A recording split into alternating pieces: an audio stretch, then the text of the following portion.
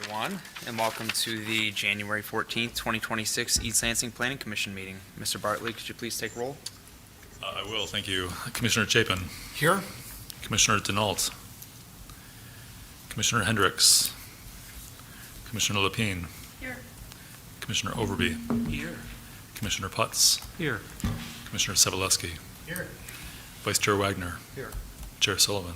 Here. We have quorum. Thank you. Is there a motion to approve tonight's agenda? So moved. Seconded. Moved by Commissioner Chapin, seconded by Commissioner Putz. Sure. Seeing no discussion, all those in favor vote aye. Aye. Aye. Opposed, nay. Motion carries. Agenda approved. Is there a motion to approve the minutes from the December 17th, 2025 Planning Commission meeting? So moved. Moved by Vice Chair Wagner, seconded by Putz.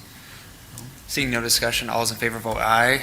Aye. Opposed, nay. Motion carries. Minutes approved. That takes us on to item number 2, committee reports. Up first is 2.1, Age-Friendly Communities Committee. Landon? Commissioner Chapin, feel free to jump in, but the Age-Friendly Committee has not met since November when it adopted its 2025 Age-Friendly Action Plan and Progress Report that was forwarded to Council, which reviewed that last week on the 6th and adopted that plan. So we've presented the plan to the Age Alive Leadership Council at MSU last Thursday and also the Housing Commission that night.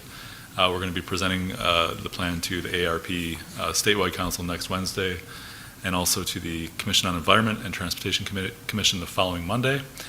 The East Lansing Public Libraries Board of Trustees and the Parks and Rec Advisory Commission in February 18th, and also the Seniors Commission in March. So we've been bringing around the plan to make sure that boards and commissions are aware of it, and I'll also be presenting that to you this evening for your information.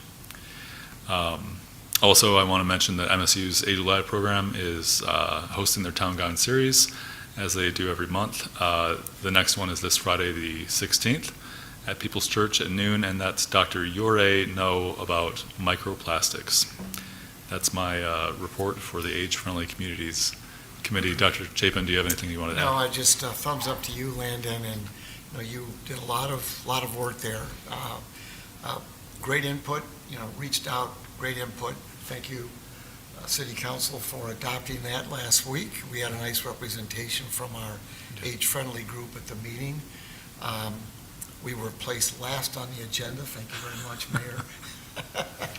No, worked out just fine. Anyway, a lot to be proud of. I think it represents our community quite well and a resource, a reference for our community. Yeah. And thumbs up to you, Landon, and others that were directly involved. Thank you. As far as the CD Advisory Board, I don't believe that the board has met since the last meeting on December 11th. Tomorrow. The next meeting is tomorrow? Yep. Okay. And I believe the next after that is next week. Correct. Okay, so Commissioner Putz will have more to report back from that meeting at the next meeting, next Planning Commission meeting. I just wanted to mention as well, as you know, your Vice Chair, Ed Wagner, is now an alternate on the Zoning Board of Appeals. That board met last week and approved a couple of variances and denied one. I was going to talk about those in my staff report, but I'm just going to mention it right now. The board approved variances at 235 and 239 Hillcrest, which are in Collegeville neighborhood, Hillcrest just south of Grand River. There were several variances requested for site conditions. They denied 2 variances that were requested by the Howard at 401, 421, and 427 East Grand River. Those variance requests were for additional number of bedrooms, so to have 4 bedrooms instead of 3. 3 bedrooms are the max number per unit in the downtown district. They were requesting 4, that was denied.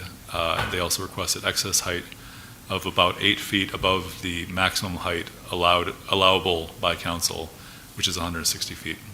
So those requests were denied. My understanding is that, and Commissioner Chapin had asked before the meeting, hey, we were kind of expecting to see that project and 530 Albert back at this meeting. So the Howard is going to make a couple changes to their plan, and we'll be back to you at a later date. Not quite sure when at this point. We expect 530 Elbert to be back sooner. It may be next meeting, maybe the following. They're currently undergoing a traffic study and are waiting for the results of that before we bring them back. So I think those are my committee reports. Yes, sir. Commissioner Overby. Landon, you said that 2 of the requests were denied, and they both were from the Howard, I think. There was one or several variance requests for 235 and 239 Hillcrest. Oh, yes, And there were right. 2 for the Howard, and both of those were denied. So what happens now? What's their recourse, and what happens with their plan to come to us in 2 weeks? They'll need to change their plans, so they don't require a variance. So that would mean reconfiguring their building so it has only up to 3 bedrooms per unit, and either figuring out a way to lower their building height. The building height was a tough one. I thought it was a very interesting meeting for what it was worth. Really good discussion. The building height was difficult because they are essentially able to stay within the 160-foot cap if they build typical concrete building, concrete and steel, but they don't want to. They want to build mass timber. But mass timber construction requires different dimensions and essentially increases the height to about 167. They couldn't find a way to remove any floors and still make the project work financially, and so they asked for that additional height. That was a large part of the conversation. I think the ZBA was trying to understand, are there other reasons here, other factors that are requiring your variance or variance requests other than economics? And there weren't that many other reasons. So I think that was a large reason why the ZBA found against those requests. Thank you. Yep. And Commissioner, I don't know if you wanted to add anything to that. But I thought it was a very interesting and full meeting too. But we were given pretty strict criteria on which to judge the request for the variance, and it's really about the property itself, not the materials of which the building will be built. So it doesn't seem like we're quite ready to, we had nothing to be able to approve it for. We recommend going back to council to talk about, if you want to use mass timber, it's a different, we all understood like why they wanted the variance, but there was nothing in the rules that said that we can give it based on a different type of material. It's really based on the property itself. So, we were all sympathetic, but thought that we were not the body to move forward with this. So, yeah, it was good. Is there intent still to do a mass timber building, or are they going to reconfigure it to a traditional concrete and steel structure? I think they'd like to, if they can. I haven't spoken with them since the meeting to Guess find we'll out what their intent is. at a later date when it's on the agenda. Yeah, for sure. All right, and just noting for the minutes, Commissioner Denault arrived at 6:36 p.m. Hello.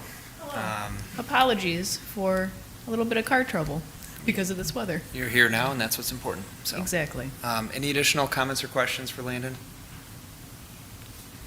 Okay. All right. Do you have anything? That covered your staff report, right? Actually, I have a couple more things. Oh, okay, you do. All right. May as well. While I have the mic.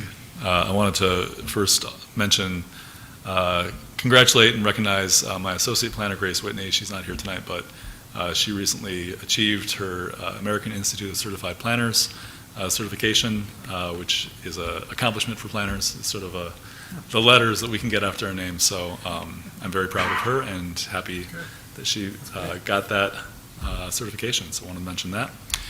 I also want to mention that I found out recently that we'll have a conflict with our October 28th meeting date.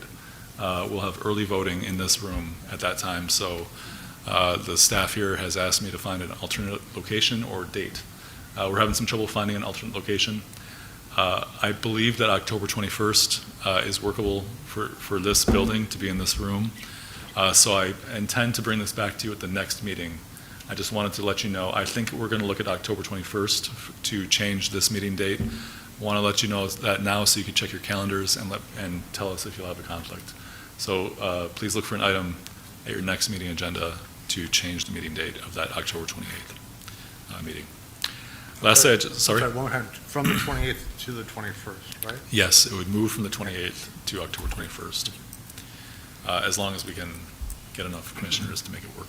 And I'll try to find other alternative dates or locations too that we can consider. Wanted to mention finally, I mentioned this last time, we have a couple of upcoming training opportunities, learning opportunities.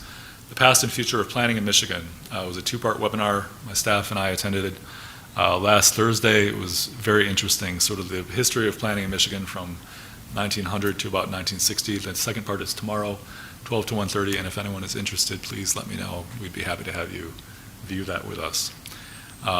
We also have the Student Michigan Association of Planning Conference on Saturday, February 7th, which is going to be here in East Lansing. The following Tuesday will be the Transportation Bonanza, a transportation planning focused conference, also here in East Lansing at the Marriott. We'll have a webinar we're looking at on February 12th, Thursday, from 12 to 1:30 about data centers. So if you're interested in data centers, please let me know and we can welcome you to that shared viewing as well. The same day, on the 12th of February in the afternoon, I'm not completely sure on the time or the location, but we hope to have those details soon. There's a board and commission chair training, or chairs and vice chairs. I'm still waiting on some details from the clerk's office, and as soon as I have those, I'll let you know. And then finally, we have an inclusive design webinar from the Planning Association on February 18th from 3 to 5 p.m. Please let me know if anyone on the commission is interested in any of those events. And then, as I mentioned, finally, at the last meeting, the National Planning Conference will be in Detroit this year from Saturday, April 25th to Tuesday, April 28th. We do have a limited amount of budget that's available to cover at least the conference registration. I can't guarantee expenses. So I'll be asking the planning commissioners probably at your next meeting if there's interest by one or more commissioners in attending that conference. That's all for my staff reports. Any questions for Mr. Bartley? Just a quick comment. A lot of events you listed, and sounds like a lot of good opportunities. Could you re-up that by email, just so we can have it in one place? Yes, I will. Yeah, I'll do it Thank you. tomorrow. Great idea. Thank you, Chair. I was jotting it all down, and I just figured I'd ask, so, okay. It's just fun for me to watch all the commissioners writing things down. I know. furiously, so thank you. I'm sure it was intentional. Yeah. Okay, up next is item 4, commissioner announcements. This is also your time to disclose any conflicts of interest on items on tonight's agenda. Any announcements? Great. Takes us on to item number 5, communication from citizens. I did not see any written communications in the agenda packet, right? That's correct. Okay, so that takes us on to item 5.2, verbal from the audience. This is your time to come forward and address the planning commission on anything on or off tonight's agenda. We ask that you please keep your comments limited to 5 minutes and identify yourself on a card that's up there. If you are here to speak about one of tonight's public hearings, which are items 6.1 and 6.2, the ordinance change on fences and the rental restriction overlay, we do ask that you speak on those items during the public comment period. That being said, does anybody wish to come forward and address the Planning Commission at this moment? Okay, is anyone online in the queue? No one on the queue. Great, that takes us on to our first public hearing of tonight, item 6.1, a public hearing to receive comments regarding proposed ordinance 1555, an amendment to the zoning ordinance which would establish a R01 rental restriction overlay district within the Harvard-Cowle neighborhood. Mr. Bartley? Thank you. So this is a request. Our zoning ordinance has a provision that allows for rental restriction overlay districts, which are neighborhood-led changes, I guess. A neighborhood, either more than 50 properties or sort of a discrete unit less than 50 properties, as long as they're sort of basically their own unit, which this one is. I think it's about 18 properties. A neighborhood can propose that they have a rental, that they essentially place upon themselves a rental restriction overlay district, which is an overlay that restricts what, if any, rental licenses can be issued. The R01, which is what's proposed for this neighborhood, is the most restrictive. It prohibits the issuance of any new rental licenses within the neighborhood. There are currently 21 active rental restriction overlay districts in the city. The most recently created was in Glencairn about a year and a half ago. The applicants, the process is essentially to petition your neighbors, and then when you receive 2/3 or more of the neighbors signing on that, in support on that petition, you then bring the petition to the staff. I'm pulling up a map real quick of the proposed overlay district. Here we are. It's almost there. So essentially, they turn the petition, there it goes, to staff. The clerk verifies the signatures and then hands it over to me. I create a draft ordinance. City Council introduces it. They've done so, and now this proposed rental restriction overlay district is up for your consideration, public hearing, and then recommendation to council. The next step would be that council would schedule their own public hearing, have that public hearing, and then make a decision. So just to describe real quick what we have up on the screen, these are properties just to the northeast of the intersection of Coolidge Road and Saginaw Road. So Coolidge off to the left on the screen and Saginaw to the bottom. You can see that there are Harvard and Cowle streets. I'll just note that Cowle is actually a stub where it goes off of Saginaw, so it does not connect between Harvard and Saginaw. And the only properties that can be considered for a rental restriction overlay district are the, I believe, R1, R2, and RM8 zones. And so all these properties are located within those zone districts. Properties immediately surrounding them are not necessarily zoned that way. So this would be, if approved, this overlay district would be limited to its current boundaries as proposed. So any questions that I can answer about what's proposed, the R1 overlay type or restrictions or anything else? Vice Chair Wagner? I remember we talked about overlays a couple years ago. Is there a minimum number of houses or units you need to have to construct Yeah, an overlay? typically 50, unless you have a discrete neighborhood unit. And my judgment in this case was that it was a discrete neighborhood unit because all these properties are only accessible from Coolidge via Harvard. So there are no other entrances into or out of this little neighborhood unit. So we called it its own neighborhood. So it would qualify for a rental restriction overlay district. And just for my clarification, so there's a property inside, so the little lines mean it's an existing licensed rental, right? So Correct. 922 or something, right? It's currently licensed as a rental, and it can keep it because it's sort of grandfathered in if the overlay That's correct. works, right? Where the one 1410? 1410 which is adjacent, correct.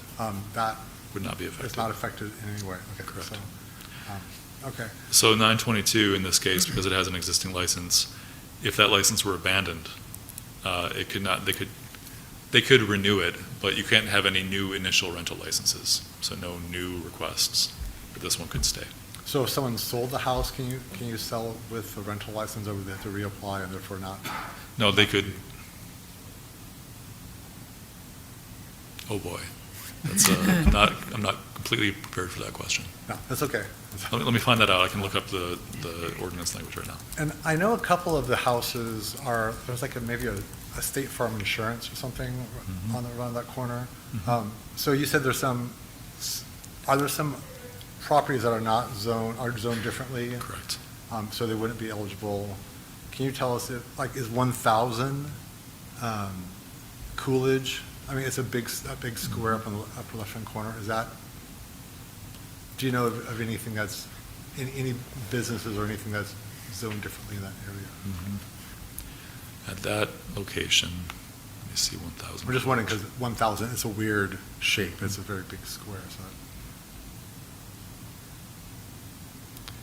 So I'm just going to pull up the zoning map right now, and you can see that we have commercial zoning down at the corner, and then this one, I'm not sure right now. 1,000 Coolidge is B4, restricted office business. Okay. So that would not be eligible.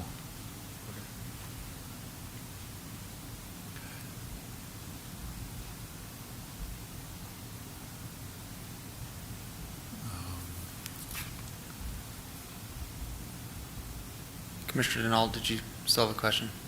I did. I was also going to ask about the weird triangle corner. I actually walk through this neighborhood relatively often with my dog, so I knew about the 1,000 parcel being a little bit different, but the corner, I was like, I'm not sure. But my question actually was about parcel 954. It seems like it would be part of the neighborhood, right? It's in the neighborhood. I don't think it's a business. Do we know if that individual just doesn't want to be part of the overlay, and is that allowed? No, I'll go back to the map real quick. That parcel is in a different, sorry. That parcel is in a different zone district, in an R3 zone district, which is not eligible to be included. Here we go. So this R3 zoning and to the parcels to the east, those can't be included then, because R1, R2, or RM8 are the districts that can be included in an overlay district.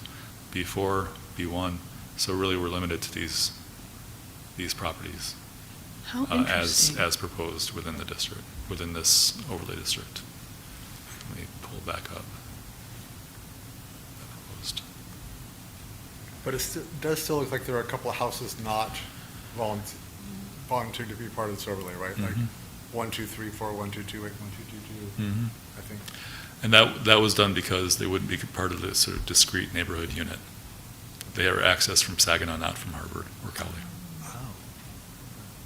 So if we started including those outside of this district, we'd have to get up to 50 parcels. And we couldn't find a way to do that.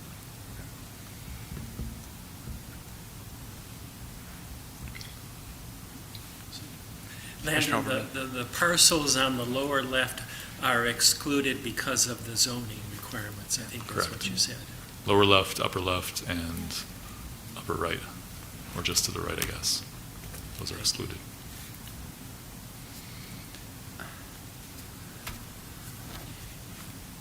Commissioner Lapine? Just a quick one. Are there other rental restricted overlays in this general neighborhood?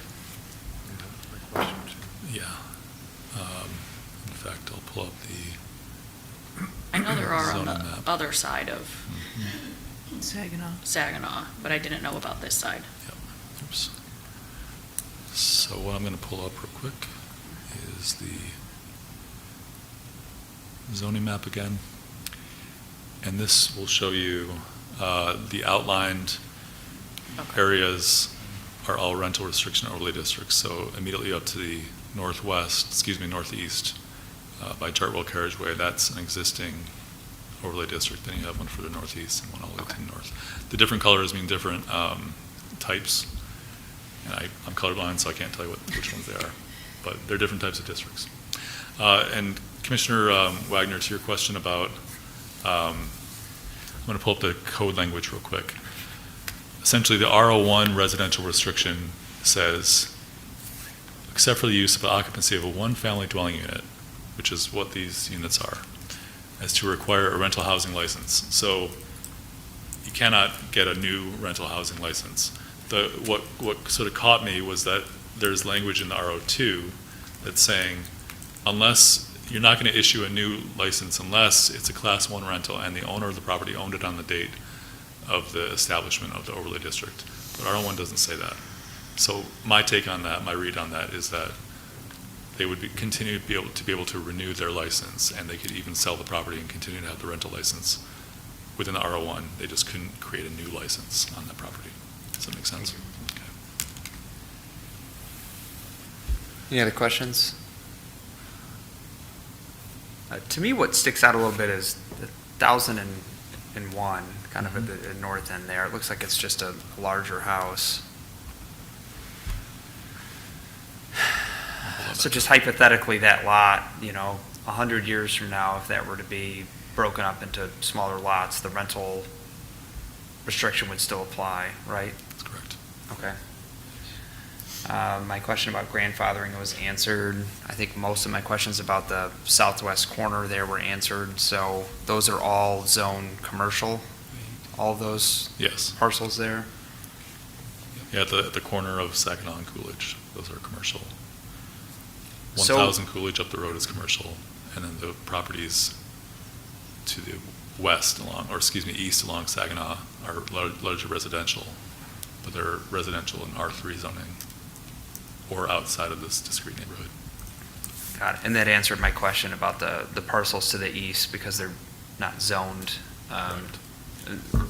appropriately to be applied to a rental overlay.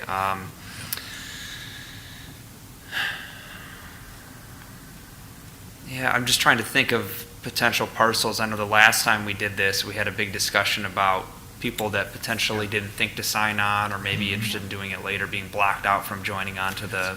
I should clarify simply, this is the biggest that this district could get. Okay, There are no more parcels that could be added. that's It very could- helpful. So yeah, I think that's what the question was, and I just wasn't actually answering it. So that's the way to answer it.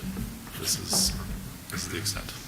You know, and I guess my last question is just, is there some sort of impetus for why the neighborhood wanted to do this? I guess I can ask them if any of the neighborhood members are up. Is there a specific incident? Do you know what kind of led the charge on the creation of this, or the proposed creation of this? You know, I recall talking to the gentleman who did all the petitioning, and he, offhand, I don't believe that there was a real urgent concern or anything. No one, in the previous one in Glen Cairn, somebody had been worried about Airbnb establishment, which requires a rental license, and that was sort of the impetus. I think there was a concern about someone wanting to rent more properties, and they just didn't want that down the road. I don't think that there's a specific case, though, or a specific proposal. But because all of the eligible houses are in this, wouldn't one of the houses that is opted into doing this be one of the houses that was considering a rental, potentially? I think, no, I don't think that there was anything proposed. They were just concerned about future. It may have been a listing, and they were worried about a future owner. I'm speculating though at this point. I honestly can't remember. I don't believe there's any sort of urgent proposal that they're responding to here. Okay. I think all of my questions about the water answered. I'm just trying to figure out the why. Commissioner Overby? Landon, just a quick follow-up. I think you mentioned that basically one person did the canvassing of the neighborhood. What parcel do they live in, do you know? Oh, I don't know when I that's don't not material. I don't know if you should Sorry. say that. What was the question? What parcel was the person? I don't know, and I couldn't share that though. But Maybe they'll volunteer that would that be- when they're up here. Yeah. Thank you for asking that question. I was silently asking the same question because not because I'm super interested, but because last time it was super controversial. Yes, it was. And we had a lot of neighbors here talking about whether it should be or should not be in Exactly. the overlay. So, I mean, we have a lack of public discussion here, so We don't, Well, I think taking we this to have be- public discussion coming up here. Yeah, Oh, yeah, okay. that's the next one. So unless there's any questions for staff, I think it'd be helpful to open the comment period. Okay, seeing no further questions for staff, at this point, we'll open the public hearing. Anybody that wishes to come forward and address the planning commission on this item, please do so now. And please identify yourself on a card up there. Okay, my name is Richard Hess, and my wife's name's Mary. She's not here. She didn't like the weather tonight. But in any case, I have lived on Harvard Road for 49 years in two houses. One of them is not the largest lot, but it's the second largest lot in the area, and the other one was on a corner lot that I lived for 80 years before I moved into the one I do now. I'm having a little I'm 80 years old, so I can't see that very well. I can't hear that very well. Just, you can just bear with me for a minute. I thought I heard you say something about what led to some of this, us doing this, the point we did it. My next door neighbor is Mateus Steiner, and he's visited at the office here with some of your full-time staff over the last year, and he's taken a lead on this. He works out at Michigan State, and I believe he's probably there tonight working, because he would normally definitely be here. He's my next door neighbor. But the house sort of on that corner, I thought I heard someone say that, is it what led to this whole thing starting out, kind of a thing? And what really led to it was we've all had just owned the houses for a long time. It's a very quiet neighborhood. And, but that one, I can't read that number, but right on the house, part of the property sticks out and reaches to, 914, is it? Yeah, 934. I think that's the one that it was sold a short time ago, it was owned by a woman, and she wanted to sell it and couldn't sell it, and decided she wanted to make a rental out of it.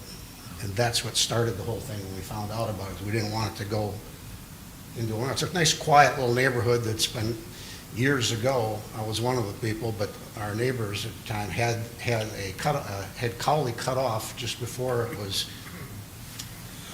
running into Saginaw, because it was causing this, somebody changed the lights down on Coolidge, not on Coolidge, but on Saginaw, and trucks were starting to come through the neighborhood, and buses and every other kind of thing, because they're trying to beat that light, and they finally put it blocked off Cowle just before it runs into Saginaw.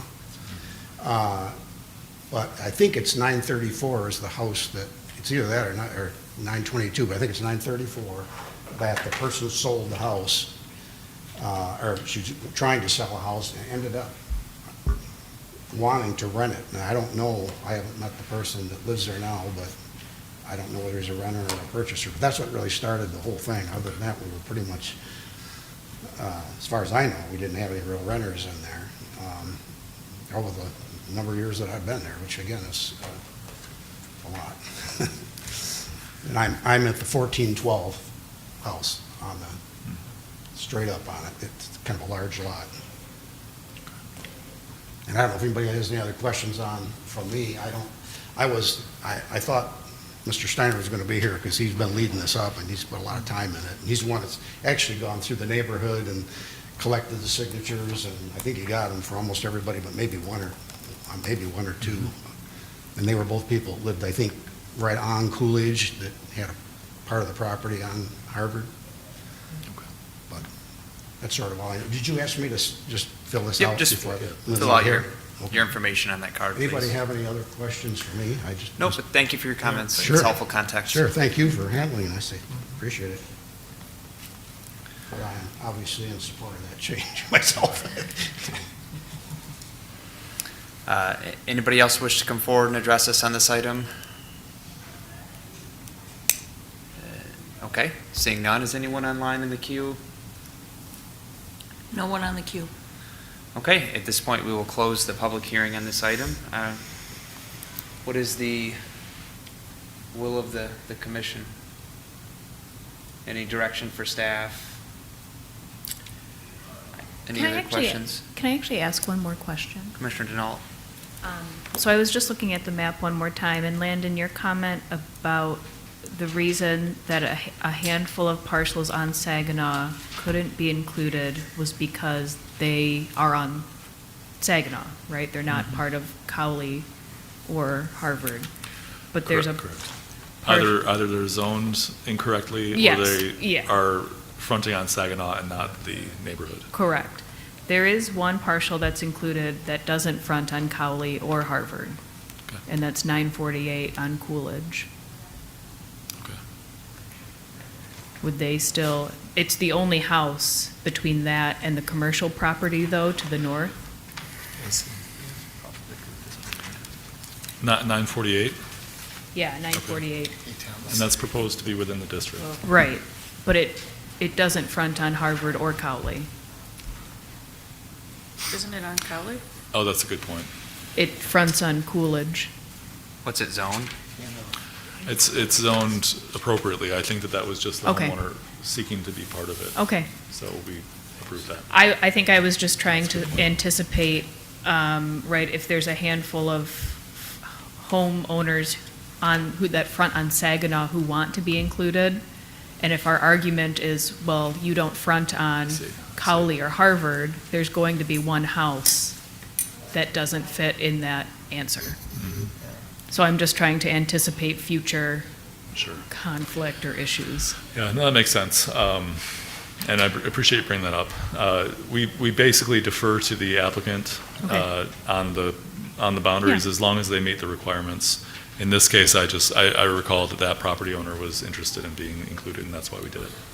But I don't know. I think it would be worth, if there is a concern or question about the other properties on Saginaw, given the same sort of, I Opportunity, guess, at yeah, least? sure. I think it Yeah. would be worth including comments, and then that could be a decision of council. Or if you want, if you're inclined to make a motion tonight, and I know this is a public hearing, so you're not required, but you can if you'd like. You could also include that in a motion and say, and we would, or encourage consideration of other parcels fronting on Saginaw. Mhm. Okay, thank you.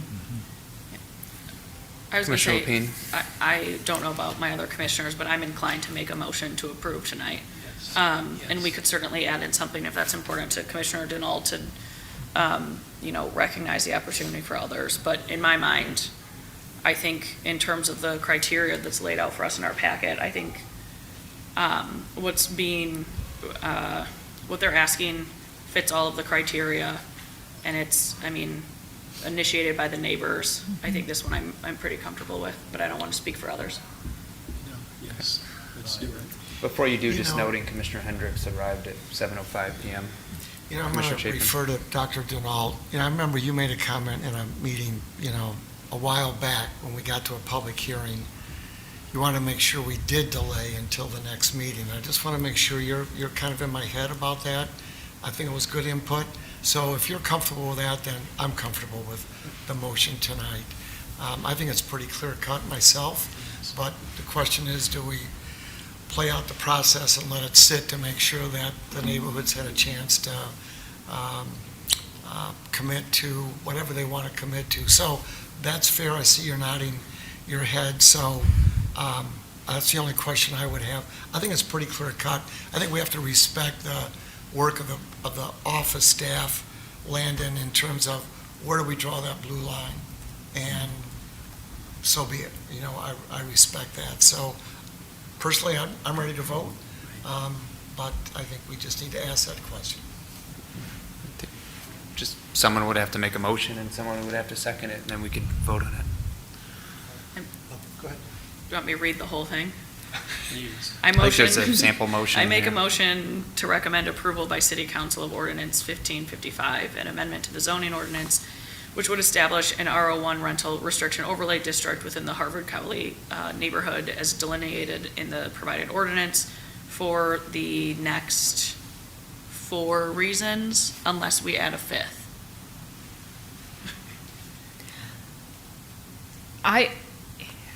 I think would prefer, I know you're in the middle of making a motion, Yeah. but I would prefer to at least give the neighbors on Saginaw an opportunity, the same opportunity that the neighbor on Coolidge was given. So we have my initial motion on the table. I could just say, You could withdraw I- it, yeah. withdraw my initial motion, make a new motion to recommend approval for everything I just read, for the 4 reasons that are written within our packet, and adding an additional 5th component that would allow for other residents that are eligible to be added into the overlay to have the time to be added if necessary. Can I just Yep, sure, if that was messy. jump in? I would say that, your 4 reasons that you mentioned are the Uh-huh. reasons for making the motion, Yep, or for supporting the motion, and then I have some text down below where it says if your change of boundaries is desired. there's a I lot of suggest in text. reading that, instead of adding it as a 5th reason, because it's not going to be a reason for your Okay. motion. It's just an additional part. So the planning commission recommends expansion of the proposed, potential expansion of the proposed overlay district boundaries to allow for additional residences to be added if eligible. Okay. Is that clear? I think that's fine. Clear to me. Clear as mud? So, so I'm in the mud here a We'll watch little the bit. video. Okay. It's the last 2 words of it kind of Yeah. confuse me. If eligible. Well, I'm thinking that this, So I guess then I turn to Landon here and say, I was assuming that, on the screen, now my map is gone. Inside the blue line, the blue outline, if you will, that is eligible. I thought you sort of clarified that that was Well, the and I think eligible. that's my hangup of, Yeah. I didn't think that anyone else could be added. And they couldn't until I was corrected, rightly so, that we had included one property that otherwise wouldn't have been eligible because it wouldn't be considered part of the discrete neighborhood unit. But because it's bounded only to the north by that commercial property, and otherwise within, so this is 948 Coolidge that we're talking about.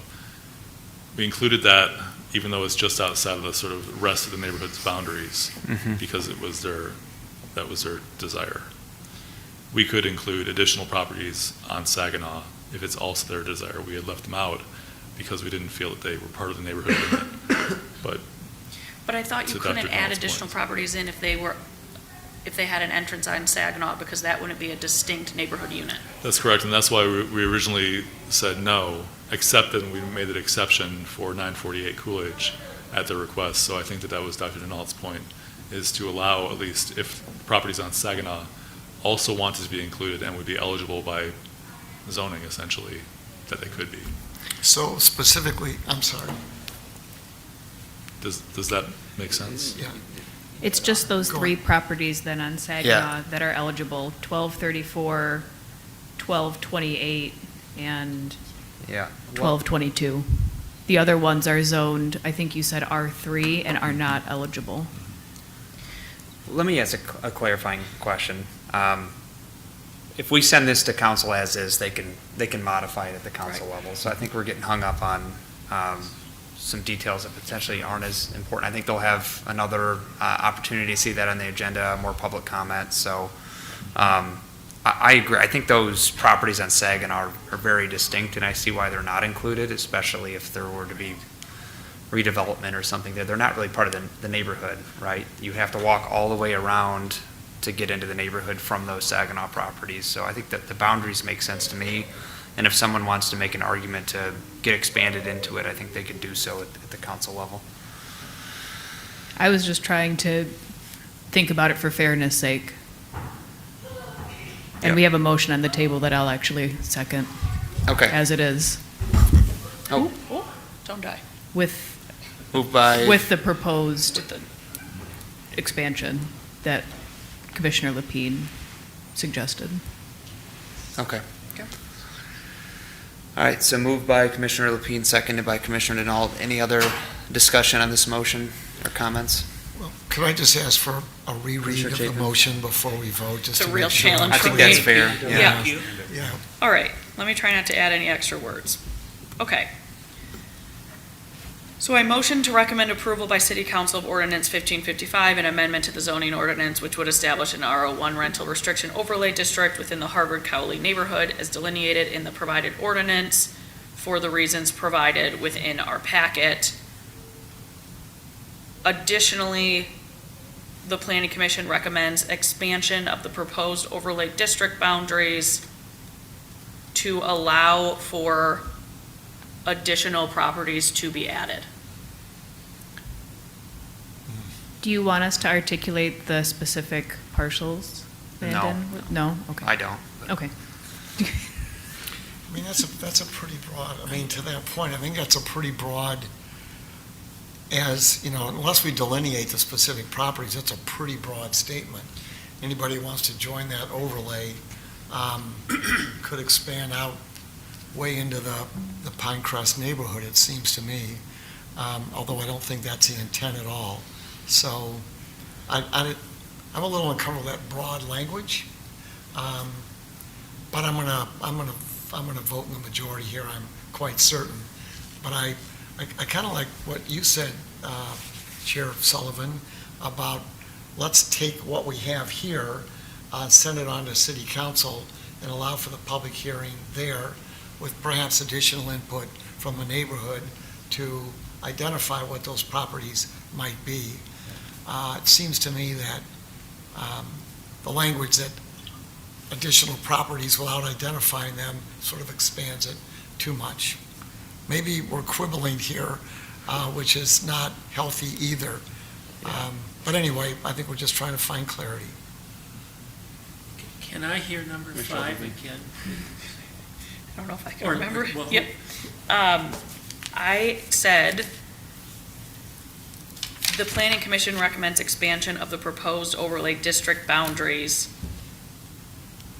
I think I said, to allow for additional properties to be added. So Because, are we recommending expansion of it, or are we saying these other properties, if they qualify, can join it? I don't know that we're recommending expansion. Yeah. We want to give permission to certain properties to join the overlay, but we're So- not recommending that they do that. Am I quibbling? so what if we just say that our fifth component would be, we recommend expansion of the proposed overlay district boundaries if additional residents come forward and ask to be included in the overlay. Yes. Yeah, I think the sample text that's given underneath is actually really accurate. So where it says the boundaries of the RO1 district are extended to also include properties zoned R1, it says in the following areas, but we could say on Saginaw. But I don't think that we're asking to expand it. Right. We're asking Yeah. for there to be We want space. to give them permission. Yeah. But I don't think we Opportunity. even have to do that. I agree, if I may, I think it's just causing unnecessary confusion. I think they have that capability They could do that anyways. today. They could go to council and make their argument. I think we move it Yes. as is, and then, they have an But I opportunity. totally hear your point. The I just intent think, is good, but, I think that any resident could do that today, before it were passed by council. I think the only reason that I think being sort of a stick in the mud on this is how many of those people have even been notified that this is happening? And are they even watching this meeting? Do they even know? I Yes. can answer that. Oh, perfect. Thank you, I Landon. mean, we send notice for a public hearing to everyone, all the affected properties, and also everyone within 350 feet, Mhm. which exceeds the state requirement. So we're making sure we catch them. Perfect. and notice means a letter in the mail. Yes. So we send a mailing, and then we also publish it in the paper and online.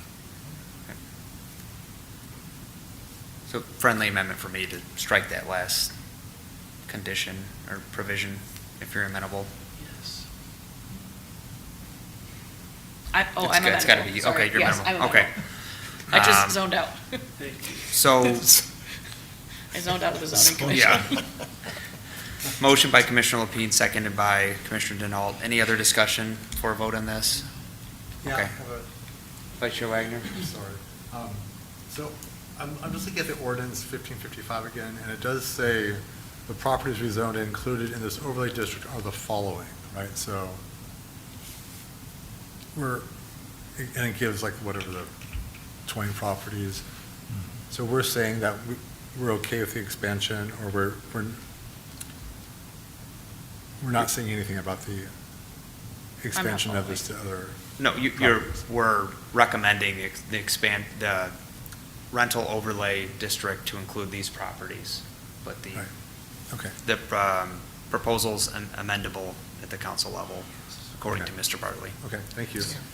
So let me just clarify, so what we struck there was, I think the thing that's kind of got us hung up a little Yes, bit. Yes. correct. And those are the last few words. Could you just repeat those, Commissioner Lapine? So I think all we're doing right now is a motion to recommend approval by City Council of Ordinance 1555, an amendment to the zoning ordinance, which would establish an RO1 rental restricted overlay district within the Harvard-Cowle neighborhood as delineated in the provided ordinance for the following 4 reasons. Yeah.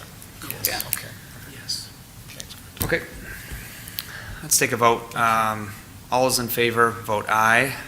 Aye. Opposed, nay.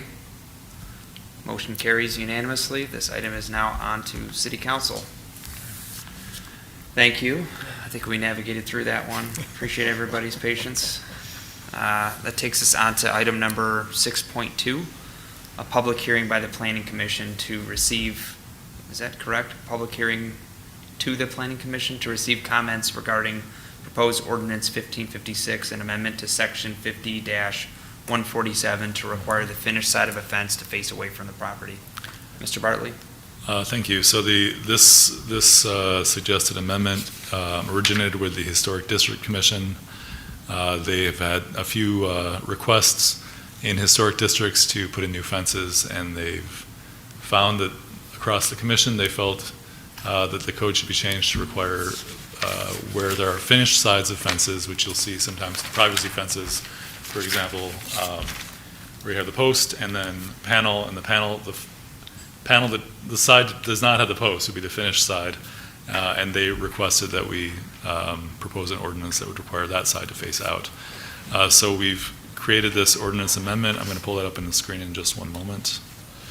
It's a fairly simple amendment that would simply add this phrase: the finished side of a fence shall face outward toward abutting lots and rights of way. The side of the fence facing inward may also be finished.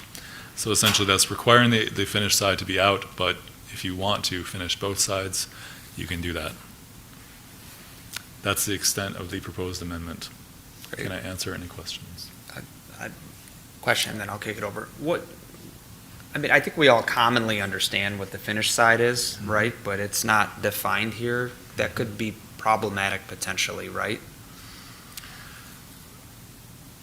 I guess I'm not too concerned, because finished side is commonly used, and we could add a lot of definitions to this code. I guess that one's not a super priority for me.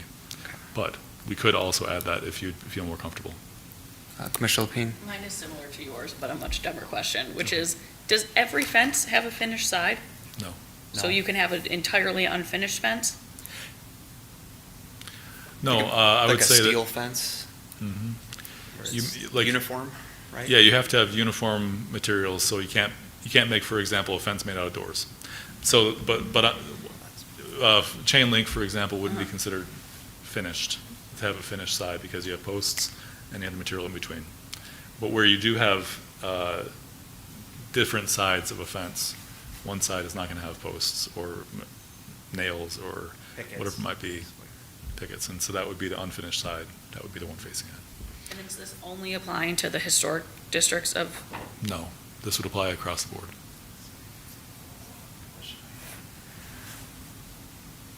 Commissioner Overby? Landon, would a split rail fence have a finished side, and would that be allowable fence? I don't Split think rail it has a fence would finished not, side. would not be considered finished. I don't see anything that would prohibit a split rail fence. So Thank you. what if you didn't have access to the exterior side of the fence? Potentially if there's brush in the way, or if the neighbor was denying you access to their property to build the fence, or if there's a fence already existing, what would the resident do in that circumstance? If there's a fence already existing, there wouldn't be an issue, because this would only apply to new fences. So zoning only applies to new installations, right? If you have a fence that doesn't meet this requirement, it would be grandfathered. So until they remove that fence and want to put up a new one, no change. If you can't access for purposes of, say, brush, you're going to have to take the brush down. If it's a neighbor issue, that's between you and your neighbor. In that case, if your neighbor will not let you onto their property to maintain the fence, you're going to have to take your fence down to maintain it. But that would be a private property dispute that the city wouldn't get involved in. And my point is, a neighbor could essentially veto you having a fence if the exterior side of the fence has to face, or if the finished side of the fence has to face them. They could veto you. How could you put the pickets on the outside of the You can put a fence? fence up a foot inside your property. There's nothing that requires your fence to be at the property line. So in that case, if you have a hostile neighbor, I would say, your only option, if you need to be able to access the finished side of your fence, the neighbor's not going to let you on the property, you want to build it a couple feet back so you have room. Well, for example, my yard is surrounded by finished fences that aren't mine. What if I wanted to put my own fence up? How would I conceivably do that? You'd put up a fence within your property with the finished side facing the finished side of your neighbor's But fences. I'm saying in a lot of circumstances, you can't do that. You can't hammer in a nail on a picket has a fence, and how would you get out of there? How would you get in there? That's a you problem. Yeah. I mean, I don't mean to sound Well, I flippant, mean- but I mean, It's a construction you'd have to figure that out. And if you can't construct a fence, in that case, I would say, yeah, probably put in panels, You nail them to the fence, and then put the fence up, drop it into post holes. But I'm not a fence maker. Restrictions on how close the fence is to the property line. Yeah, No, you can have it right up against the property Right up line. against, It can't yeah. extend over, Oh, but it could be right up too. But in this case, you wouldn't want to, if you have a neighbor that won't let you on. Or you can work it out with your neighbor. so you want to have a don't fence me in amendment? I, But at least the I'll- finished I'll sides say of the more fences are comments in a facing little you. bit. and I the just fence have a lot of man. questions. Yeah. So I looked up several other municipalities. I think I looked up Lansing, Meridian, Ann Arbor, Grand Rapids. Nobody has this provision. Grand Rapids does. Grand Rapids does? What is, they don't say the term This is finished exact side, do language. they? I stole it Exact because I language? worked there. Okay, Lansing doesn't have it, and Ann Arbor doesn't have it, and I'm not sure about Ann Arbor yet. you know, just spent some time reading about this today. It seems like it's more of an etiquette issue. I think everyone's in agreement that the finished side should face out, but I think to have it in an ordinance, just looking at the other provisions in this ordinance, they're more safety oriented. I don't see this as being a safety feature. It's more of an aesthetic feature. I think a good compromise, in my opinion, would be, I think the city has a very excellent fence guide, and there's a good Q&A section in there. I think we could address this through that document instead of by ordinance. That's my personal opinion. Maybe the commission feels differently. I think that the language is onerous to how you specifically have to build a fence, and it could be, you're adding additional costs onto building fences for people potentially by requiring them to build it in a certain way that doesn't provide any safety features. I agree it's being a good neighbor by putting the fence with the nicer side facing out, but in some circumstances, it's not always possible to do that. And I think it is awkward to have to build a couple feet in on the fence line just so you can put the finished side facing out. And there's a lot of other circumstances we're probably not contemplating. And I just thought of a few, after reviewing this today, but that's my general perspective on this. It seems out of place, and just to be honest, I'm just not in favor of it. I'd love to hear everybody else's comments. Landon, Commissioner Alpine?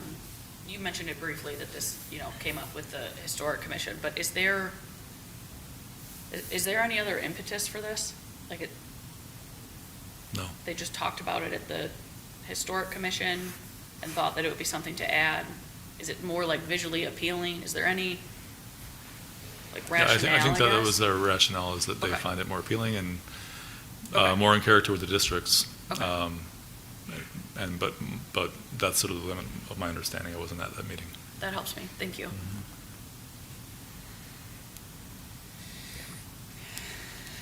Other questions, comments? Questions or comments? We do have a public hearing, so there could be, I'd like to hear from the. Yep. You make a compelling point. You've done a little more research on this than I have, Joseph. I'll be perfectly honest. And I'd like to tap into the public hearing component so I can do a little work on my own. We've had our public hearing and we bring this forward in our next meeting would be my way of addressing your comments. And I appreciate the work that you did. I think that's appreciated. Didn't do much, but thank you. That's all right. I mean, you did more All than right, I did. so if there's no other questions for city staff, at this point, we'll open the public hearing on this item. Anybody wish to come forward? Good evening. Matt Hagan, 927 East Grand River. Debated all day whether or not I wanted to come spend an hour of my night to talk about fences, to be honest with you. As you can tell, I'm still kind of dressed in my work attire, came right here, but it would have irked me all night if I did not come and at least give my 2 cents about this ordinance that I'm opposed to. So it doesn't surprise me, I guess, to be honest with you, that it comes from the Historic District Commission. They have, unfortunately, a lot of control as to what we can do with a lot of our properties that, quite frankly, I don't really agree with either. And so this is just, in my opinion, a reach. I guess I'm a believer in property rights. I look at it as it's my property, my fence, I'm paying for it, I should be able to put it in how I want. We don't put in fences necessarily on rental property. It's not really a rental property issue that I'm here to speak about. It's more just a general property owner issue. And I actually had a friend call me. He was upset about a neighbor fence that was installed backwards, if you will, or the bad side out, and he wasn't happy. So I'm sure if he sees me up here speaking in opposition to this, he's not going to be real happy with me. But it's just not something I'm in support of, and appreciate your time. Thank you. Thank you. Grab a card up there if you can. Yeah, fill it out. Okay, great, thank you, appreciate it. Any other comments on this? All right, seeing none. Anyone online in the queue? Great, at this point, we will close the public hearing on this item. Any additional direction for staff? If not, we can see this at the next meeting unless someone wants to make a motion. Commissioner Denault? Landon, you said that this ordinance came directly from Grand Rapids, the language that you used, and that it was enacted there. In your experience, in your time there, were there ever any issues in implementing the ordinance that are related to, I think, some of the concerns that have been brought up by my fellow commissioners? The ordinance predated my time there. And I was there for 14 years. I don't recall any issues ever. And I should also just clarify, the first sentence was from Grand Rapids, the second sentence was added by staff. So Okay. just because we wanted to make sure to allow Yes. someone to have both sides finished if they wanted. But no, I mean, this was, I don't know what it was like when it was first enacted, because that was before my time. Okay. But while I was there, it wasn't a problem. Commissioner O'Keefe? Sorry. I guess a question that I have, I put it in ChatGPT, but that should not be a reliable source. Maybe from your staff that have much more experience than me, are there cost implications? Is putting in a, ChatGPT tells me that putting in a finished fence is more expensive. Are there cost implications that staff could tell us about at the next meeting? I can give you an answer. We just built a fence 5 years ago, and we chose one of the fences that have a really nice finished exterior. It was more expensive. For what it's worth, they're the two main companies in town that seem to do most of the fences. The one we chose, they told me, set it back 6 inches. So I didn't know that we could have put it on the lot line, but that was their minimum. They wouldn't get too close to the line and install it. And they insisted that it had to be the finished side outside. Okay. It did cost more, but I saw a fence like that we really liked, so. I'll actually add on to that, because we replaced our fence, and one length of it, so facing Old Hickory, there's these large flowering bushes right there, and then the fence is right behind it. When they replaced it, they actually asked, can we face just for this length the finished side in, because otherwise they would have to basically remove the shrubs in order to finish the finished side. Plus it would be like another $200, $250 in labor. Okay. So in that case, we made the call Yeah. to have the finished side face in just for this length, because 3/4 of the year nobody's going to see it anyways. And I asked if we could get a Swedish side, and they said no.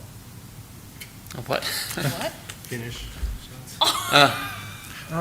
There were no That was Norwegian really painful. sides. That was really funny. Yeah, it took me a while too, man. Yeah. I was like, I don't know enough about fences. Too late, yeah. Commissioner Overby? Well, just to add my comments to this fine discussion, in my observation in the neighborhoods and from having Scott right across the street from me, most people do follow this. Yeah. And I think as a general rule, in fact, I can't tell you of any fence that I've seen that I don't think follows this.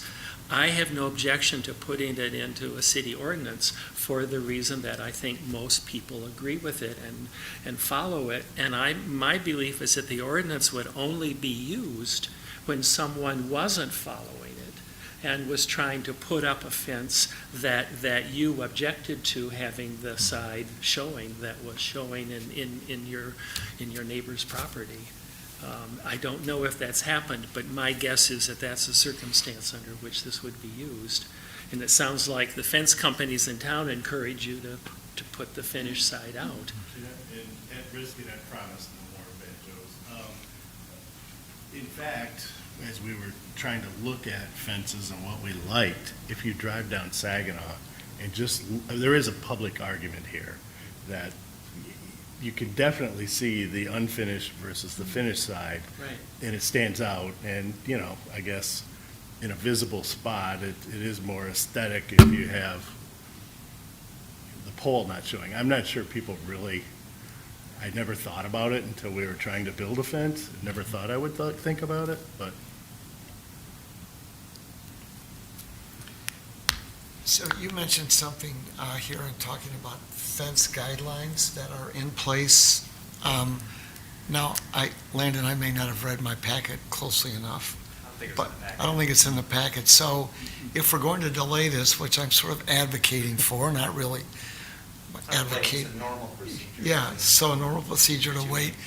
If you could put the fence guidelines in the next packet, Bring them up right now. that would be great. I'd like that. And I'd like to review that and think about this in a way that, makes sense and makes it easy to work with for those from the fence companies, those from the neighbors, something that works for all, to the extent possible. For reference, for those that haven't read it, it's a 2-page document on the city's website titled, That's great. Yes, you got Building it. a Fence, City of East Lansing, Okay. 1-pager plus. Did you put it on the, okay. Mhm. There it is. So it just details how tall a fence can be based on where it is in the property.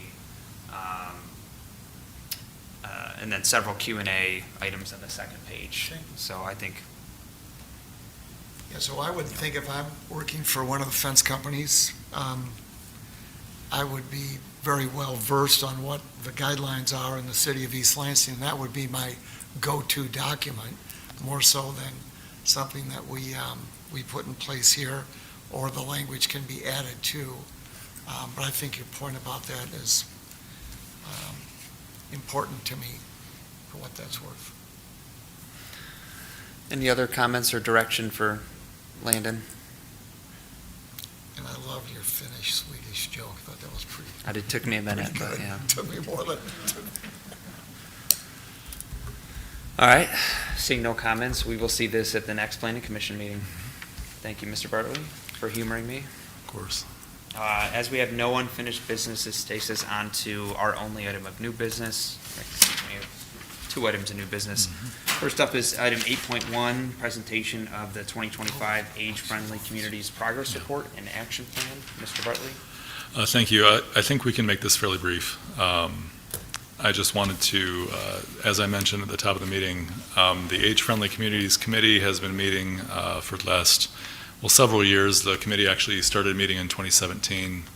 I joined that committee as staff when I started here in late 2023. Commissioner Chapin joined the group within the last year, I think, as the representative to Planning Commission. The committee has been meeting monthly or semi-monthly for, I would say, since about 2023, with the express purpose of reviewing the the adopted work plan from 2020 and updating it. So it was good timing for me as staff, because I was working on the comprehensive plan update at the same time, and the 2 documents are very, very closely related.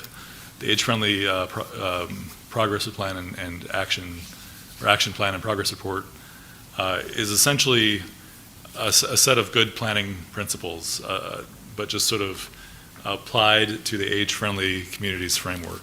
Nice document. Here it The is. age-friendly, and Dr. Chapin is showing the document right now, which is also in your packet, but the ARP framework has 8 domains. In East Lansing, the committee sort of combined a couple of those domains, but essentially it focused on outdoor spaces and buildings, transportation, housing, social participation, respect and social inclusion, civic participation and employment, communication and information, and community and health services. So not all of those are about the built environment, but the ones that are generally reflect just good planning principles. So it makes a lot of sense for a planner to be involved in this committee and a planning commission representative. The committee ultimately adopted the age-friendly progress report in November 2025. I'm just going to pull it up on the screen to point out a couple, special places that I want to talk about. So here I have the cover. And just wanted to acknowledge briefly all the different committee members and the Seniors Commission and our staff that worked on this document. And essentially, as you can see in the table of contents, we have our introduction, talked about the community and its the people, the data that sort of led to this. Then we go through each domain one by one, again, combining, let's see, the social inclusion, respect, and social participation domains. And then finally, at the end, we have appendices, which are the sort of data points for East Lansing's population over the years, the entire results of the senior survey that was done in 2024, and then also the student on-campus survey that was done by our student team as part of the comp plan update in 2024 as well. I guess I'm stopped at our letter from our former mayor. We have our introduction here going through just the timeline and the domains. We wanted to call out our friends at Michigan State University with our Age Alive program in the College of Osteopathic Medicine. And then the progress report itself, what we ended up doing was going through all the different steps from the previous work plan that had been adopted in 2020 and said, hey, what kind of progress have we made? And so those items that we had seen significant progress, we put a check mark on and said, yes, this has happened. It's ongoing work. That work, it never ends, but we've made some good progress. The in-progress items with the little blue dial have been started, but not quite enough to say, yes, we've done something with this. We've just sort of started. The committee said, yep, we've made some progress, but not enough yet. And then finally, we have our future actions items that haven't really been started or not to a significant extent. And so we say, yes, we're not going to let this go. I don't believe that the committee actually dropped any action items from the original. Actually, there might have been one or two, but very, very few action items from the 2020 work plan. The rest were all, if we haven't started it yet, we still want to, and those are future action items. We have the community profile a little bit that talks about the age of the population. You can see our 55 plus, which is generally the focus of the AARP work. That's about 12% of the community, at least in 2023, according to census data. But I also want to mention, and the committee's chair, Dr. Jim Levandy, brought this up at the council meeting last week. Age-friendly is age-friendly for everyone, all ages, right? So it's not really focused specifically on seniors. Yes, it's sort of spearheaded by AARP, but it's really focused on how do we take care of the most vulnerable people in our community, being the most elderly and the most, I guess, the youngest. So as long as you take care of those groups, you tend to catch everyone else in the middle.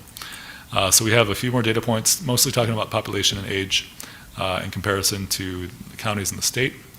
And then a little bit about our community engagement efforts, which included the events we had last year, like every plan, everywhere, all at once, or one plan, two plan, red plan, blue plan. And then we talk about the senior survey. Again, the whole senior survey is in this document as an appendix, but we wanted to have a question from the senior survey sort of leading up for each domain. So in housing, we have a housing question. And then we go into all the different items that are completed or in progress, and then we talk about our future action items. So without going through this too much, I mean, it's in your packet. I would suggest doing a read through. I just wanted to give the brief overview and allow Dr. Chapin any time for comments if he has them. But just sort of give a brief overview about what this document is and our intent. Now that the council has adopted this document, we've passed it along to AARP. We've sort of fulfilled our obligation as an age-friendly certified community to have a progress report every 5 years. We'll do it again in a few years. I know that the committee is going to be meeting next on February 26th with the purpose of saying, hey, what do we want to do next? The committee doesn't really have a express charge right now, but I know that many of them want to continue doing the work, want to start seeing this plan be implemented. So we have some good discussion to come about that. Can I answer any questions about anything I've shown so far, or if you want me to stop at any certain point? This is your age-friendly plan. So, yeah, that's all. Yeah. And Dr. Chapin, if you have anything you wanted to add. Said. We commented briefly at the beginning of the meeting, but I think you just covered it quite well. Thank you. So, there's no action required by the commission tonight. It's just informational. But if there are questions, I'd love to answer them. Commissioner Overby? So As someone who is unfortunately included in the 12.1% on page 12, I want to thank Dave and this group for doing a bang-up job. This is a lot of useful information. It will help people in our community, and I'm pleased and proud of the work that this group has done. Thank you, Dave, and thank you to this committee. Well, you're welcome. I'm sort of chuckling, a while back, Landon asked for a volunteer for this committee, and there were a lot of blank faces around the table, and I finally thought, all right, I've got the most gray hair here, so you're really thinking that I should be. Anyway, it was a really good group of people. Glad it came my way. I had time to do that work, and good group of people, so much so that you really gave us an opportunity to disband, but the group said, no, we'd like to keep going, and smart group, active group, and I think a very productive group, so anyway, all of that. Thank you. Well, thank you Thank you. thanks for the overview, and thanks for all the hard work you guys did on that. Much appreciated. Any questions for Mr. Bartley or Commissioner Chapin? All right, seeing none, thank you. That takes us on to item number 8.2, election of officers. So I'm interested in still serving as chair if you'll have me. Vice chair, are you still interested in serving as vice chair? Sure, unless someone else wants to do it, I'm happy to Right. alternate. Just requires a vote, right? It does. Is there a We need a nomination? nomination Be like first. to nominate and- I nominate Joseph Sullivan for chair. If we can do this in one fell swoop, I nominate Ed Wagner as vice chair. They've done a great job for I us. second. Okay. You've done a really nice job, absolutely. I was a little concerned that you were not going to continue, so this is good news. So, Thanks for tolerating me. And yeah, no, I'll- do a nice job, so thank you, Ed. Yeah. Moved by Commissioner Overby, seconded by Commissioner Chapin. Any more discussion? All right, all those in favor, vote aye. Aye. Opposed, nay. Thanks, guys. Appreciate you. Congratulations. Thank you. That takes us on to item number 9, commissioner concerns. Any concerns from commissioners or anything you want to raise otherwise? Finnish, Swedish jokes, fence jokes. All right, seeing none, is there a motion to adjourn? Uh-oh. Moved by Commissioner Putz, seconded by Commissioner Denault. Seeing no discussion, all those in favor vote aye. Aye. Opposed, nay. Motion carries. We are adjourned at 7:49 PM.